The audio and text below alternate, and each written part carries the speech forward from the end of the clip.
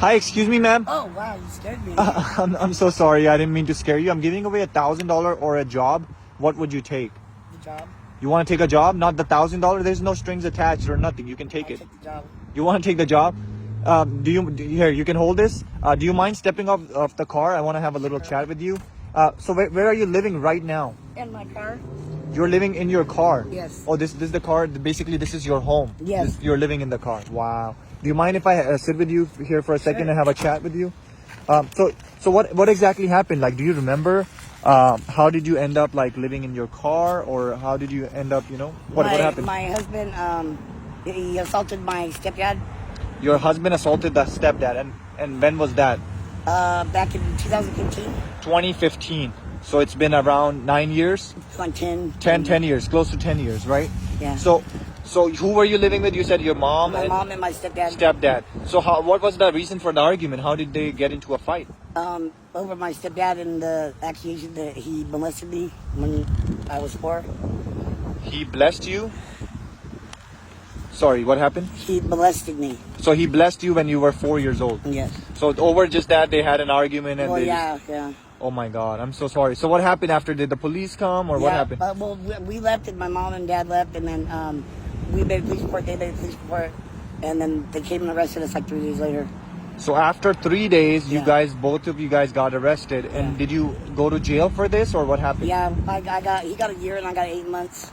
So you went for 8 months, he went for a year. Yeah. And what happened after you got out of the jail? We were living at a friend's house, but the money ran out, that I got from child support, and so they kicked us out, and that's how we ended up on the street. Wow. So when you came out, you obviously had nowhere to go because the mom has got you guys arrested, right? So you had a good friend that was willing to help you, and they had you stay. I thought he was a good friend, yeah. You thought he was a good friend, but then later things don't work out, and they let you go. Yeah, they kicked us out when it was raining. Wow, in the rain, the heavy rain. We ran out of money, yeah. How can people just throw somebody out in heavy rain? Like, oh my God, that's crazy. So, I still don't know. Do you still remember that day when you got out of the rain, got out of the house in rain? Where did you guys go? What did you guys do? We went to the post office in Mariloma and sat under the, because it was covered. And then we talked about where we were going to go, and I think we had, enough to get a room. It was like 60-some bucks at the time. Oh, wow. Okay, so we walked all the way to Motel 6. Okay. So you guys were able to get a room for that night? For just that night, yeah. And then we, after that, we took the bus back over there to the old Kmart right up here up the street on Limonite. Okay. And we slept behind the dumpster in the back. Oh my God, you had to sleep behind the dumpster. Yeah. And that was your first night ever sleeping on the street? Yeah. Oh my God. And then how long were you on the street before you bought this car? We lived at the river bottom for all the way up till almost 9 years. 9 years? Yeah. And then after 9 years, you were able to save up money and buy this car? Yeah, there was a fire down there, and we had fire down in the river bottom? Yeah. Oh, no way. Burned all our stuff. You had a tent or something that got burned? We had our little own blocked off little. Oh my God. Under a willow tree. And do you remember who put that fire, or was it an accident, or? Well, they said somebody down there at the river bottom did it, but we saw them doing spot fires or whatever. Why would somebody like you living on the street or in the river bottom burn their own houses? Right. It doesn't make sense, right? No, it doesn't. But there are people that do. Oh my God. Okay, and then what happened? How did?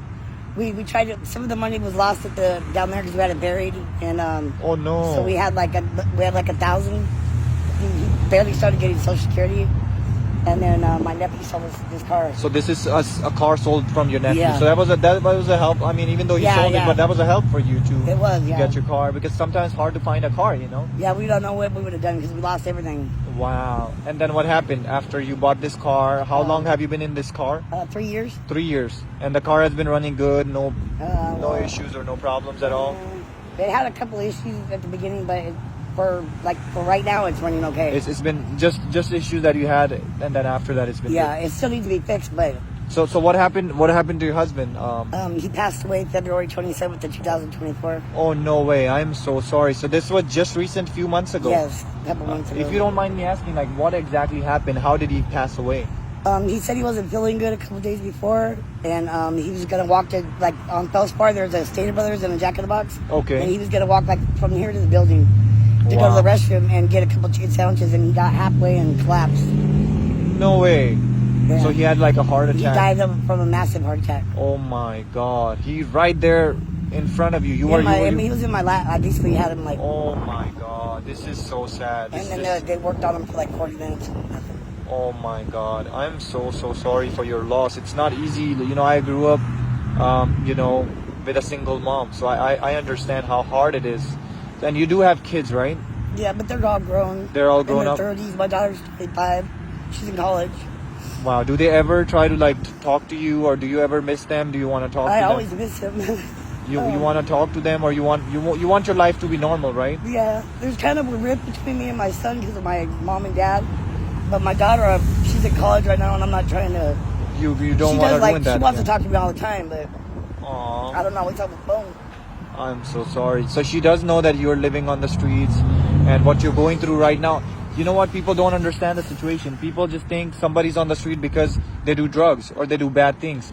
But sometimes it's the situation that makes you end up on the streets like that. And sometimes you have no control over those things. There's a lot of people that are just waiting to get their SSI that are veterans or maybe they have a little mental health problems, but not everybody does drugs and not everybody drinks. Not everybody. Some of us are here just because, like, my husband had to get Social Security and it took a long time. Wow. So, and then when they first give it to you, you don't get a lot, you know. It works up to a little bit. And we, like normal people, like, we just judge easily. Like when we're passing by, we just judge, this guy's on the streets, because he's doing drugs. Everybody assumes it's Everybody assumes that, which is very wrong. And that's what my motive is, to spread that awareness. Like, if you see somebody struggling on the streets, buy them food. Don't give them money. If you have, trust issues, don't give them money. But at least buy them food. Somebody might be hungry, you know. Somebody might have not eaten for 2 days. Your one meal can make somebody's day, you know. Can make somebody's day. It could. I mean, just buying them a water sometimes, I mean. Wow. I mean, everything's hard to get. And it's so everything is getting so expensive. I've seen a lot of people now actually starting to live in the cars because the way California prices are, people's jobs are not giving them raises. They're not able to survive at all. Yeah, you're living like day to day. You're not day to day. Not even paycheck to paycheck. Paycheck to paycheck. It's more like day to day thing. You know, it's really, really, really sad. What is a good message you want to give to people, that are struggling right now, financial issues they're kicked out of the parents' house? What is something that you want to give them like a positive feedback? Try to go to a shelter. Okay. Don't come to the street if you can. Just kind of keep yourself and looking for the resources they could give you. Sometimes they do, sometimes they don't. How's the shelter? The shelters are a good place to stay at? They're not really coordinated, and then people will rob you. But like, it depends. Like, I haven't been to one in a long time, so I'm not sure about right now. But before, they were pretty bad. Like, if people didn't think they were gonna eat, they'd get stabbed. Like. Wow. They'll take your shoes when you're sleeping. No way. So I heard that they are very strict with the rules. Like, they tell you have to be back by this time. You have to be. So there's no social workers or people working there that are keeping an eye on you? No. Oh my God, that's not cool. And half the people come drunk or on drugs or oh my God. They're a mess. Just this mess. It's messy. So since you decided to take the job, what kind of job would you be able to do if you're given a chance? Anything. I could type 80 words a minute. I know all the programs for Microsoft, DOS, T-Base. What the hell? You're kidding me. So what was your previous experience? Design company. I was assistant estimator. So. Oh my God, that is crazy. A lot of us have skills down here. We just can't apply them because I get job offers for stay at home. Okay. But I don't have a home to live in. Wow. And my phone. I mean, if you have a laptop to give you, you can't charge it with the car. How can you? How can you? Or for how long? Sometimes you don't even have that. To or what about Starbucks? Would you not just sit in a Starbucks? Starbucks is okay if you want to go in there once in a while, but like as far as like every day, you can't do it. Yeah, because then they're gonna be like, who is this person? Like you're not buying anything here. Like if you don't buy anything, they just want you out. So maybe buy $3-4 drink and take your laptop and stay there. Just charge it, maybe. Like don't be gaming on it, don't be playing on it. Actually do work. Yeah. Wow. You want to go get resources like the welfare, try to get food stamps and general relief, and apply yourself. Show them that you really want to get a job and you really want help, and they'll try to help you the best they can. Wow, you're such an amazing person. Like just listening to your story, like literally brought tears in my eyes, just like how you were crying.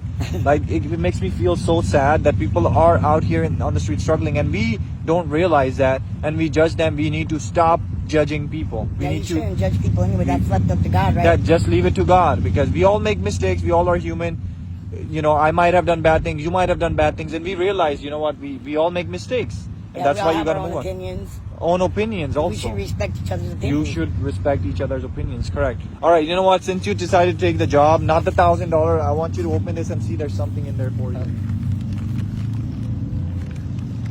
Oh wow. Yep. That's too much. I can't accept that Why not? because somebody else might need it more than me. Wow, so Someone you who doesn't have a car. actually need a job. Yes. Wow, okay, you know what, let's discuss about that and let's try to find you a job then. Okay. All right, All God right. bless. God bless you.